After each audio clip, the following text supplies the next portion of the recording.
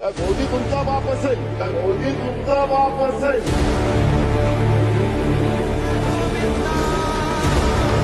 एखाद्या विषयावर भावना व्यक्त करणं वेगळी गोष्ट आहे आणि थेट अध्यक्षांवर धावून जाणं हे अशोभनीय आहे.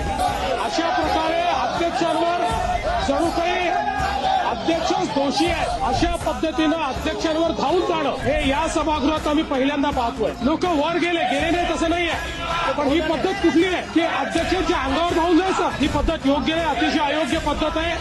अध्यक्ष महोदय, नाना भाऊ हे स्वतः अध्यक्ष राहिले. अध्यक्ष राहिलेल्या व्यक्तीने अशा प्रकारे अध्यक्षाच्या अंगावर धावून जाणं हे योग्य नाहीये. नाना भाऊंनी माफी मागितली पाहिजे असं माझं मत आहे. नाना भाऊंनी माफी मागितली पाहिजे. कामकाज नियमित चालण्यासाठी मी विधानसभेचा अध्यक्ष म्हणून माझ्या अखत्यारीत नानाभाऊ पटोले यांना दिवसभरासाठी सस्पेंड करत आहे.